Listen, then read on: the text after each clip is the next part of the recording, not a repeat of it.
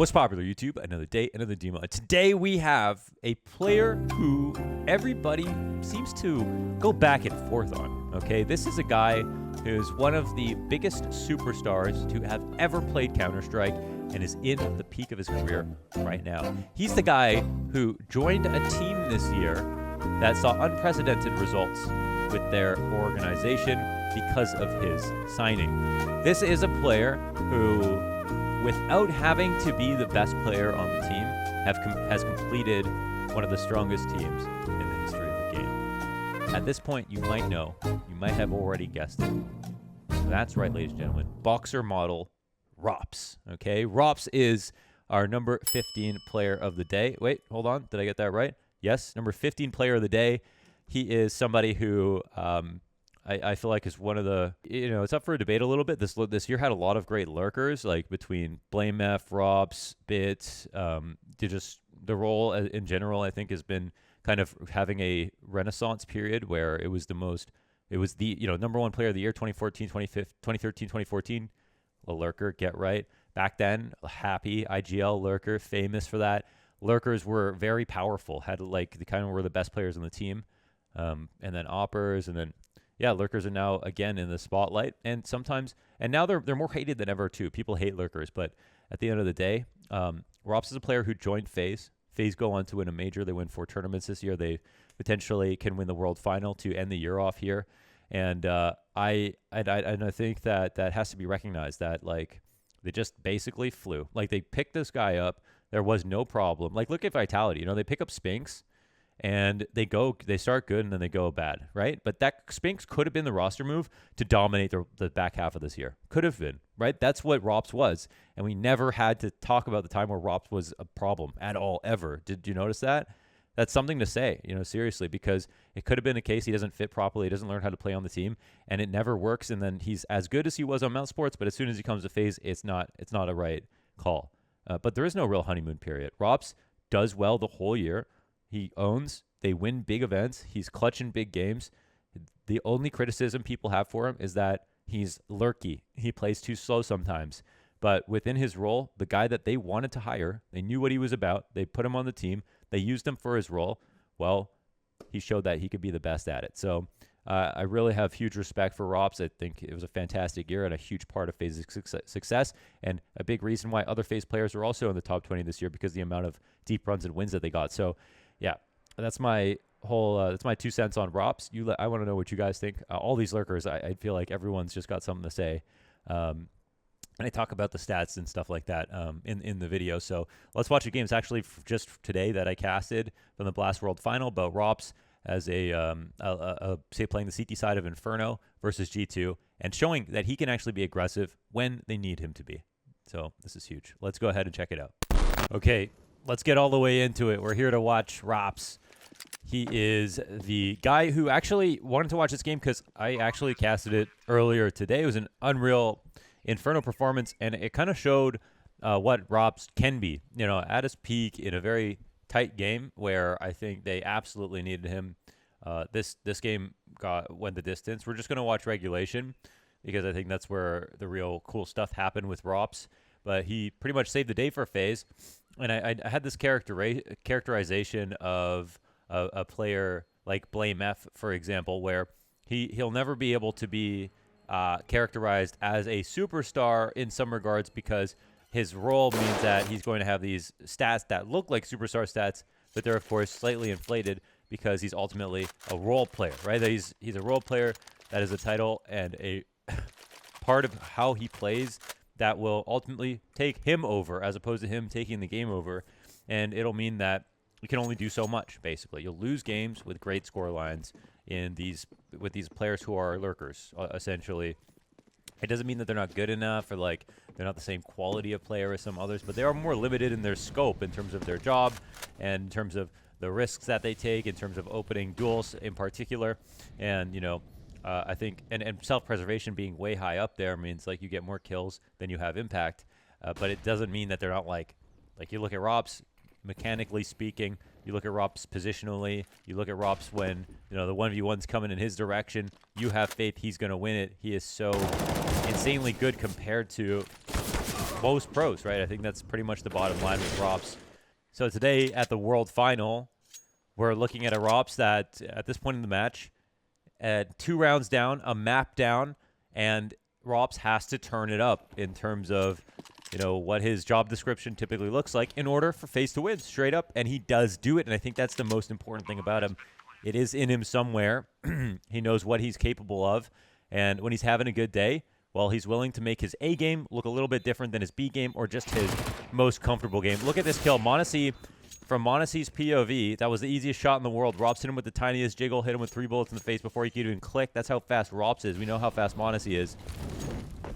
And this was the beginning of the end here for G2. Now, of course, this game isn't over, and it does go to overtime. But if you watch just Rops' POV, like we're about to do, you don't feel that. You don't feel that at all. So, of course, we know from watching SDY's demos, we know from watching, who else have we watched? Many Pit players over the years. The job description is, you know, you may end up, well, you can play the map however you want. You can play from Pit the whole round if you'd like to. Most of the time, Rops and most other Pit players are going to play on balcony, right? At most. And then once in a while, you're going to push into halls if you're really feeling frisky, and that's the Rops we get today. We will see him inside of the halls sometimes. I call him the landlord sometimes because he really owns the halls. He owns the apartments. And he makes everybody pay rent, okay? And he doesn't care how much damage inflation is doing, how hard this is making for you. So the clean tap's on mid. And the thing is, you can end Big Pit, or start Big Pit, I should say, because normally in your last fallback position, you get like one last good shot. But in Big Pit, you can multi-frag in that position. It's kind of the strongest CT part of the map and a really, really important spot. So here's that push that I was talking about from Rops. The cool part about what he's doing is that he actually affects the entire map through this half by putting the pressure on the halls, because on T side, you're not always defaulting halls. I mean, there's certain teams like Liquid, for example, they do a good job of being thorough inside of the halls a lot. Some teams, they actually avoid it, and they don't even put that many resources towards it. They don't put too much of the clock towards halls. And then what happens is if any CT gets up into the hall, you know, there's that great angle inside of window room where you can look into mid and cut off the rotation back and be safe from everything else.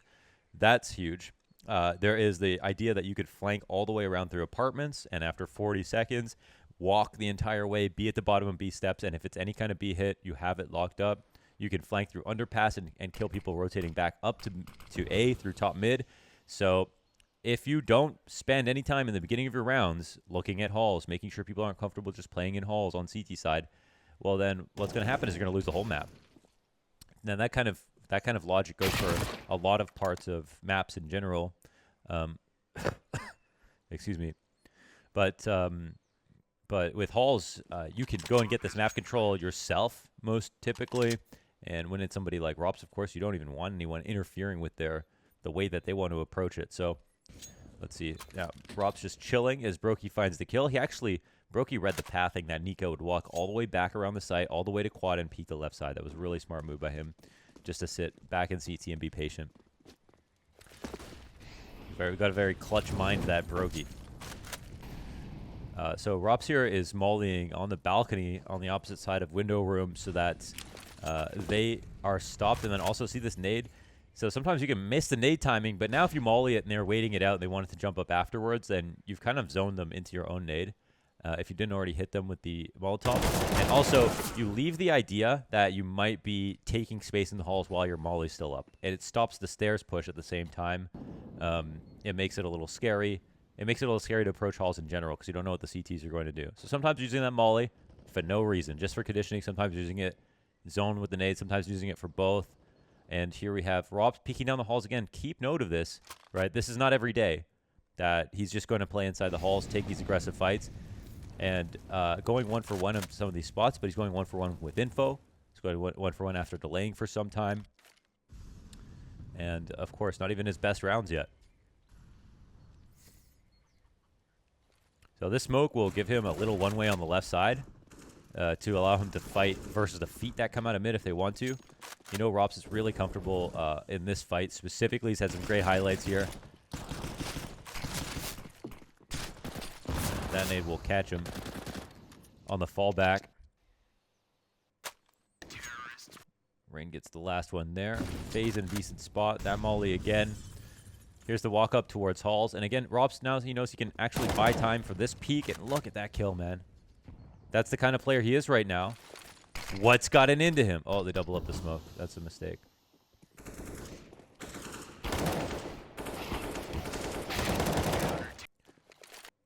What's gotten into him, man? He just peeked down mid the entire way. The smoke right here lands inside of mid a little bit deeper. So it threatens the T's, who now just going to be preoccupied. Will spam back towards it. The deep nades can come behind it from the CT side. It can allow for an alt push, which can be scary if you don't have that perspective when you're playing T side, like you're looking banana, for example. And okay, now I think is a position where, you know, of course, Robs absolutely needed, but they've got this play up in Halls. JKS hits a beautiful shot on Robs. A beautiful shot from the Halls. You got to give him credit. And this is where the round goes a little sour. G2 get back into the game.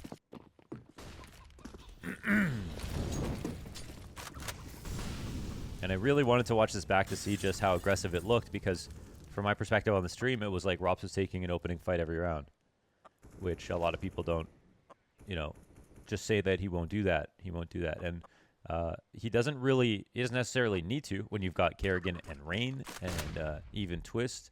But at the same time, I think the important thing is when the team needs it, you've got the ability to be dynamic. You're playing to the situation, not to your personality. And I think that that's really important as a Counter-Strike player.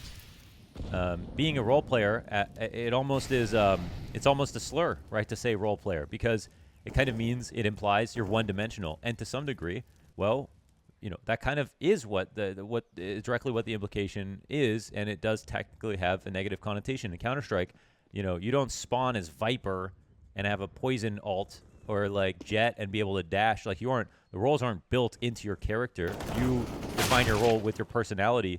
And that also means that if somebody else is going to be versatile and you're not, well, then they're a more useful player than you in more situations, right? So now, when you have a good team, everybody has their personalities can complement each other, and people don't have to change that much.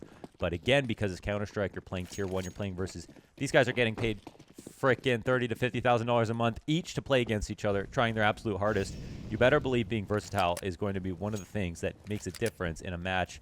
And yeah, that's the whole Rops rant for the day, basically.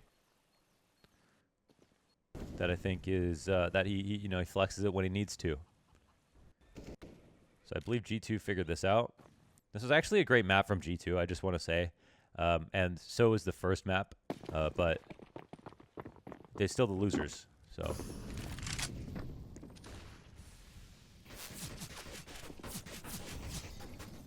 did a lot of rounds here in the halls. So this is the Astralis setup on the halls. Talked about this before, but you got the right and left side. You can see the op right now is sticking out. So the angle that Rops is holding, if somebody peeks from that side, Brokey will not see him, but Brokey's gun will be visible to that guy. So that guy could crouch slide out and just spray down Brokey through the frame of this door and kill him without him seeing anything. So it's really important. Sometimes people take the risk of not having a rifle in the setup, but it's really important normally, especially for teams that approach from both sides, which also is relevant, to have this rifler support to make sure that he's covered. And also, drops on this depressed angle, they might try to swing out wide with two. Brokey might get the close one. Rops might get the one that goes a little farther. The bait attack might not work out at all just versus this setup. And, of course, from our perspective, Rops is really exposed, but at the same time, they've got two outs. They have two outs. I think we talked a lot about good Inferno stuff today. A map that is still in the pool. You never know. Valve just be ripping heads. You know, you never know what's going to be left in the pool tomorrow. They took out Dust too. They're ready for blood. Okay, here it is. Oh my god. Wow, Robs. Okay, beautiful second shot. And that is a round where FaZe don't have much to work with. So they earn OT off of this. I thought that was a 2-kill round from Rops. It was 1, but staying alive in the pit. Here's his 26 and 19 scoreline at the end of the game. Rops, they go to OT. This game is won off the back of Rops helping out in all these rounds, and then they win the series. They win Ancient. The first round of Ancient is Rops running down the bottom of B and fighting them and killing 2 guys with a pistol. And again, just showing off he was really comfortable today being aggro. And yeah, all that's to say is I made a video called Rops is Evolving because his opening kill stat started to go up at one point.